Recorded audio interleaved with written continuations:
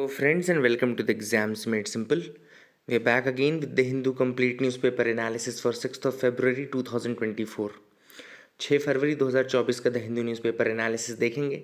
मैंने आज के पूरे नोट्स बना करके temsis.com, जैसे कि आप लिंक देख पा रहे होंगे ऊपर, वहाँ डाल दिए हैं। आप वहाँ से पढ़ सकते हैं, ठीक है। जिनको लगता है उनका करंट अफेयर्स वीक है और 2024 का यूपीएससी देना चाहते हैं तो या 2025 का भी देना चाहते हैं, तो आजकल 2 साल का करंट अफेयर्स लगभग मैंडेटरी हो ही गया है। तो आप लोग अगर ज्वाइन करना चाहते हैं तो इसी लिंक में आकर के temsis.com पे आकर के आपको प्लान मिल जाएगा, वहाँ से आप ज्वाइन कर सकते हैं, ठीक है ना। लेक्चर्स उसमें अपलोड होना शुरू हो गए हैं और 7 to 8 लेक्चर्स ऑलरेडी अपलोडेड हैं। अगर आप लोग देखना चाहें तो देख सकते हैं। स्टार्ट करेंगे आज का करंट अफेयर्स एनालिसिस। पूरा का पूरा एनालिसिस जो है वो द हिंदू न्यूज़पेपर से लिया गया है। द हिंदू न्यूज़पेपर को ही बेस बनाया गया है क्योंकि यूपीएससी में बहुत इंपॉर्टेंट है, आपको पता होगा। उसी को हम भी बेस मानते हैं। Let me show you the newspaper also. इसी न्यूज़पेपर को हम पढ़ते हुए काम करेंगे, ठीक है ना। तो I hope you will be able to understand this.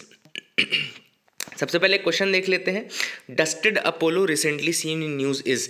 Dusted Apollo जो था वो न्यूज़ में था, क्या है? Options are A moth, B butterfly, C bird या डी फ्रॉग। बहुत ही आसान सवाल है, मैंने आप लोगों को कराया है इसलिए मैंने आज एक ही क्वेश्चन डाला।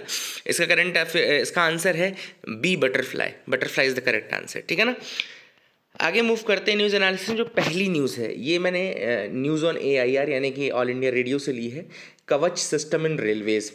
कवच का जो लिटरल मीनिंग होता है वो होता है आर्मर। आर्मर मतलब जो सुरक्षा कवच होता है ना, गार्ड होता है, आर्मर वो है। इसको 2002 में डेवलप किया गया था। इट वाज डेवलप्ड इन 2002 और इसको डेवलप किया था किसने? Research designs and standards organisation ने। Research designs and standards organisation, RDSO जिसको बोलते हैं। और उसके साथ 3 और इंडियन वेंडर्स थे जिन्होंने ये कवच सिस्टम डिज़ाइन किया था रेलवेज के लिए। इसका मेन काम क्या है? इस सिस्टम का मेन काम है operation during the bad weather conditions.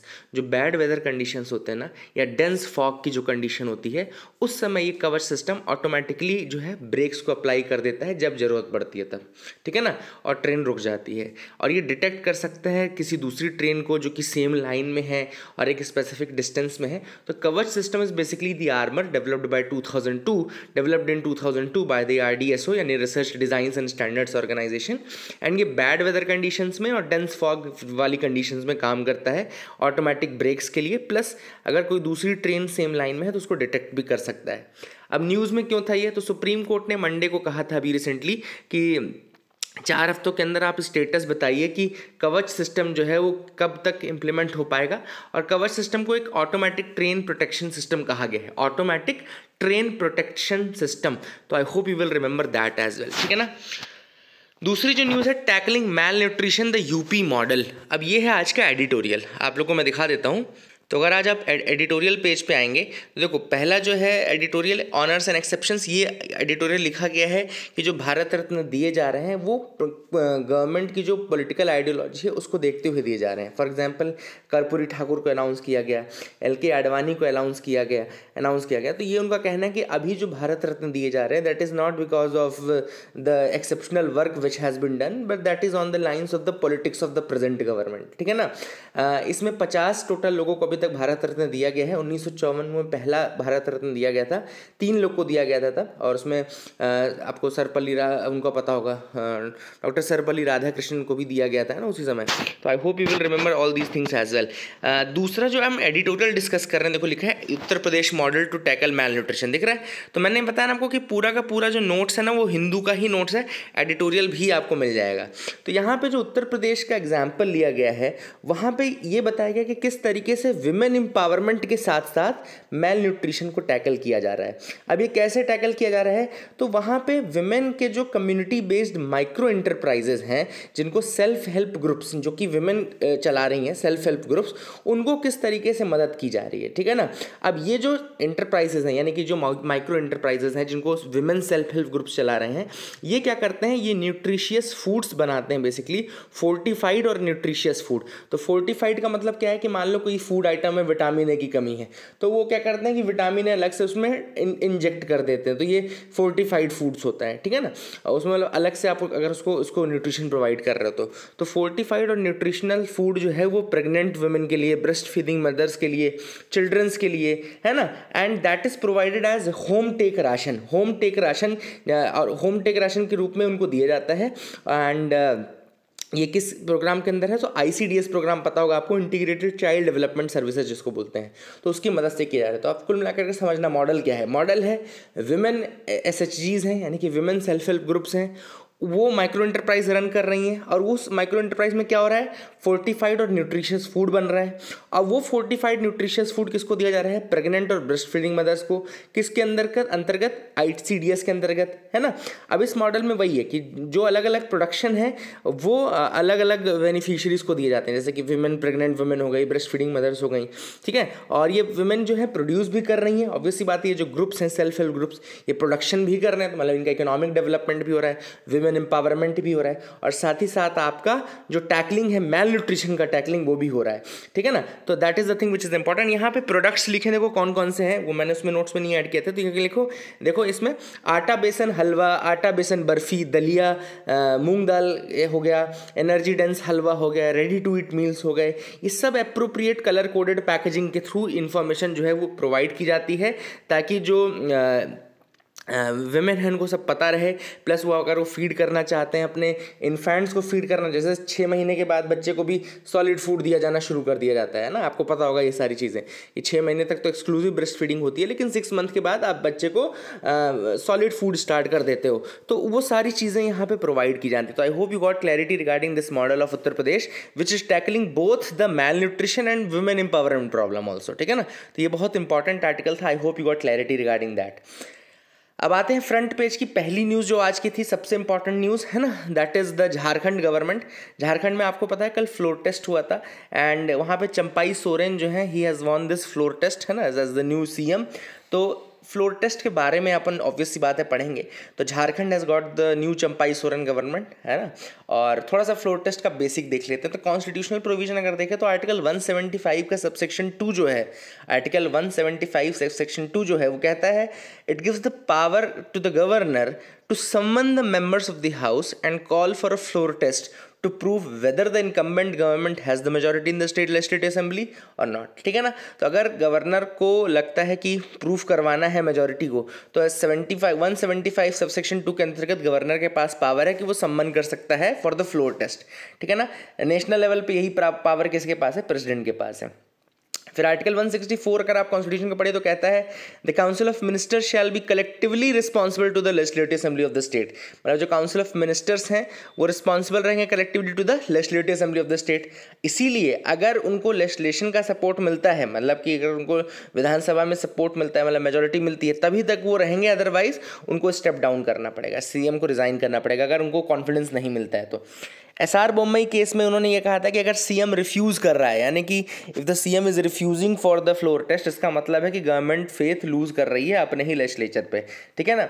इसके अलावा एक कंपोजिट फ्लोर टेस्ट होता है, देखो लिखा हुआ है कंपोजिट फ्लोर टेस्ट। कि कंपोजिट फ्लोर टेस्ट क्या होता है, तो कंपोजिट फ्लोर टेस्ट जो होता है वो हंग असेंबली के केस में होता है, यानी कि अगर कोई भी पार्टी जिसको क्लियर मेजॉरिटी नहीं मिल रही है और मोर देन एक पार्टी, यानी कि more than one party is claiming to form the government, मतलब 4 लोग आके बोल रहे कि हाँ हम CM बनेंगे, हमारे पास मेजॉरिटी है, और कोई एक भी ऐसी नहीं है कि जिसके पास क्लियर मेजॉरिटी हो, सब लेकिन चारों को लग रहा है, तो गवर्नर जो है कि स्पेशल सेशन बुलाता है ये देखने के लिए कि किसके पास मेजॉरिटी है ना। और अगर टाई हो जाता है तो फिर स्पीकर अपना वोट कास्ट करता है, स्पीकर बोलता है कि किसको गवर्नमेंट बनानी है, ठीक है ना, मतलब कास्टिंग वोट रहता है स्पीकर के बाद ऐसे केस में।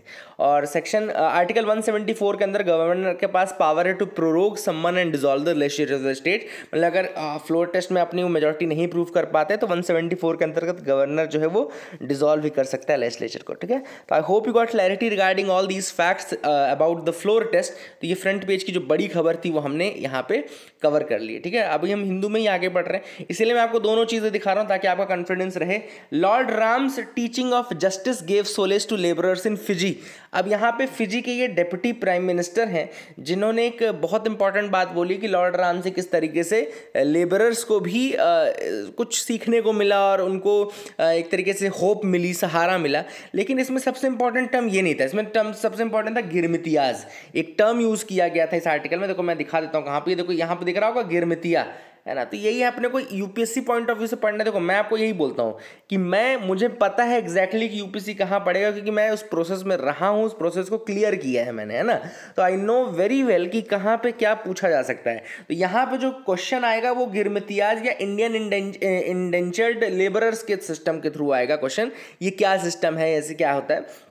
तो सबसे पहले हम देख लेते हैं, मैंने आपको हालांकि लिख दिया कि वाई न्यूज़। तो फिजी के डेप्यूटी प्राइम मिनिस्टर ने कहा कि indentured labourers took inspiration from Lord Ram during their struggles, ठीक है ना। अब यहाँ पे गिरमितियाज जो शब्द होता है, गिरमिटिया बोलते हैं, भोजपुरी शब्द है गिरमिटिया, एक्चुअली पता है आपको। इसको जहाजीज भी कहा जाता है, जहाजीज क्योंकि जहाज से जाते थे ये लोग। ये इंडेंचर्ड लेबरर्स थे ब्रिटिश इंडिया के टाइम में, और इनको प्लांटेशन में काम करने के लिए भेजा जाता था। Fiji, south Africa, eastern Africa में कंट्रीज है Mauritius, Seychelles, reunion, Tanzania, Kenya, Uganda, Malaysia, Singapore, Caribbean में त्रिनिदाद टोबैगो हो गया, गयाना हो गया, सुरिनाम हो गया। ऐसी जगहों पे ये जाते थे गिरमिटियाज, ठीक है ना। जहाजीज बोलते थे, इंडेंचर्ड लेबरर्स थे। एक सवाल आपके दिमाग में आ गया, सर इंडेंचर्ड लेबरर क्या होता है या इंडेंचर्ड सर्विस क्या होती है। तो एक ऐसा लेबर होता है, देखो लिखा it's a form of labour in which a person is contracted to work without salary for a specific number of years. मतलब कि आपको काम भी करना है, सैलरी भी आपको नहीं मिलेगी। अच्छा, ये सारी चीज़ें हिंदू में नहीं लिखी, हिंदू में सिर्फ ये टर्म दे के छोड़ दिया ना, तो ये अलग से हम निकाल के रखते हैं। आप लोग इसका यूज़ अच्छे से करिए, और इसीलिए मैं आपको रिक्वेस्ट कई बार करता हूँ कि लाइक कर दिया करो यार। आप लोग को लाइक करने में पता है क्या दिक्कत होती है ना, तो प्लीज़ डू दैट। एंड जो लोग रिवीजन सीरीज का हिस्सा है उनको भी मैं बता दूं कि आपको बाहर से फिर और कुछ करंट अफेयर्स पढ़ने की जरूरत नहीं है ना।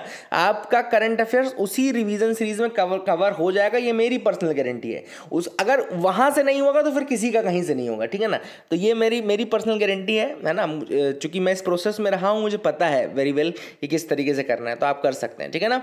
तो ये गिरमिटिया सिस्टम हमने देखा। आगे देख लेते हैं हिंदू का ही और कोई एनालिसिस में जो न्यूज़ है वही सारी न्यूज़ हम देखेंगे, है ना। तो आपको मैं हिंदू इसलिए दिखाता हूँ तो आपको ये ना लगे कि सर हिंदू नहीं बता रहे। अब देखो, bill to check cheating in the recruitment exams. अब गवर्नमेंट रिक्रूटमेंट में चीटिंग ना हो, इस कारण से एक बिल इंट्रोड्यूस किया गया है, उसके बारे में देखते हैं। देखो, the public examination prevention of unfair means bill 2024। नाम क्या है? The public examination prevention of unfair means bill 2024। अब इस बिल में देखो क्या क्या प्रोविजन है। सबसे पहले बिल मेंशन करता है लीकेज ऑफ क्वेश्चन पेपर या leakage of answer key, directly और indirectly assisting the candidate in any manner unauthorisedly, ठीक है। तीसरा दिया है tampering with the computer network और अ कंप्यूटर रिसोर्स और अ कंप्यूटर सिस्टम। ये सारे ऑफेंसेस रहेंगे डन बाय अ पर्सन और अ ग्रुप ऑफ पर्संस और इंस्टीट्यूशंस, ठीक है ना। तो these are the offences which can be done by a person, a group of person और इंस्टीट्यूशन एज वेल। तो अगर एनी पर्सन और persons if they are resorting to unfair means and offenses under this act, then they shall be punished with imprisonment for a term not less than 3 years। याद रखिएगा, कोई व्यक्ति अगर इस तरीके से अनफेयर मीन्स का इस्तेमाल करता है तो उसको कम से कम 3 साल तक की सज़ा मिलेगी, and not less than 3 years, but it may extend to 5 years, 5 साल तक बढ़ सकते हैं। Fine up to 10 lakh, 10 lakh तक का फाइन भी होगा। और अगर कोई व्यक्ति ऐसा करवा रहा है ना, ग्रुप ऑफ पर्सन, तो उसको 1 करोड़ तक का फाइन है। तो that is again a very important thing जो कि आप याद रख सकते हैं। तो I hope you will remember all these facts regarding this bill, है ना, जो मैंने आपको बताया। अब देखो लिखा है Indians win big at Grammys, Shakti takes home the honours. तो अब यहाँ पे इंडियंस जो हैं they are winning the Grammy awards. 2024 में बहुत सारे ग्रैमी अवार्ड्स मिले हैं इंडिया को। 5 ग्रैमी अवार्ड्स हैं, याद रखिएगा।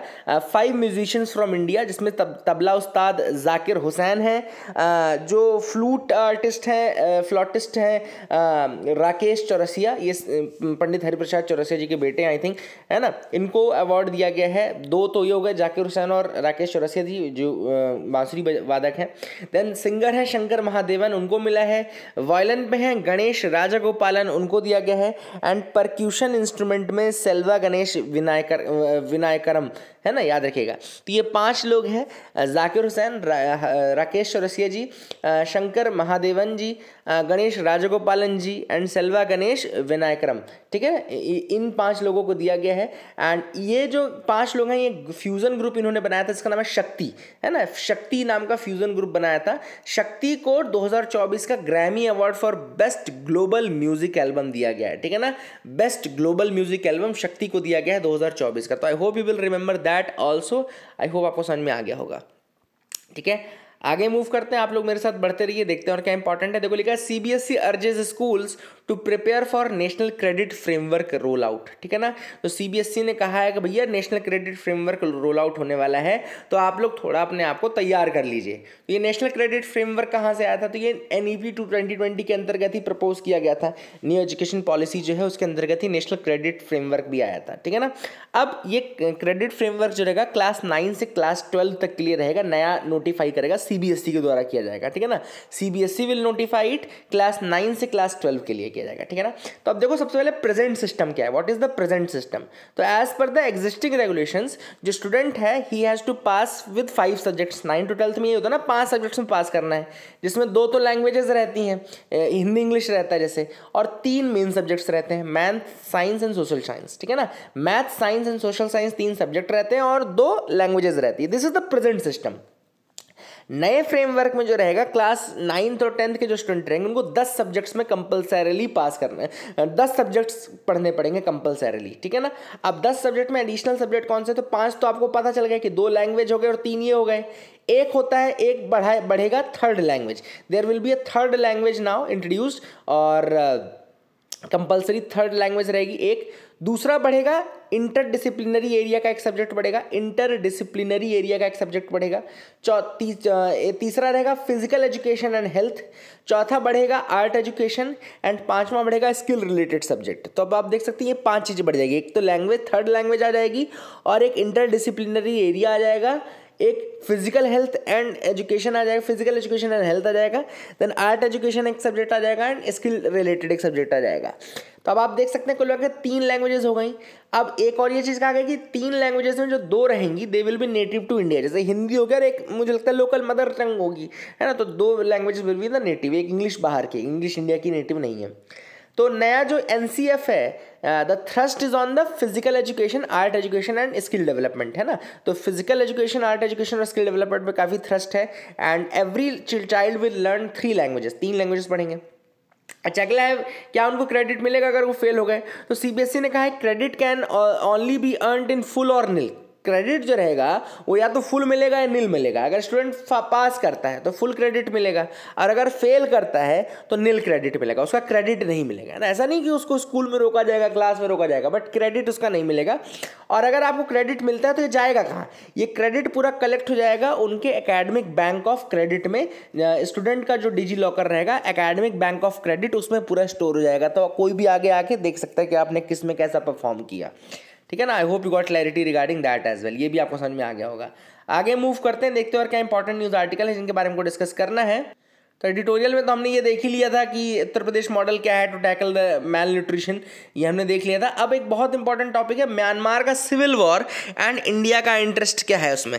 तो अब हम क्यों इसको पढ़ रहे हैं मैं आपको बताता हूँ, क्योंकि इंडिया बहुत ज़्यादा इंटरेस्टेड पार्टी है इन द म्यांमार। एक छोटा सा सवाल आपके कमेंट सेक्शन के लिए मैंने दिया है कि म्यांमार को इंडिया के कौन से स्टेट्स टच करते हैं, which are the states which touch India, which are the Indian states touch Myanmar, है ना। म्यांमार को कौन से भारतीय स्टेट्स टच करते हैं ये आप जरूर बताएं कमेंट सेक्शन में।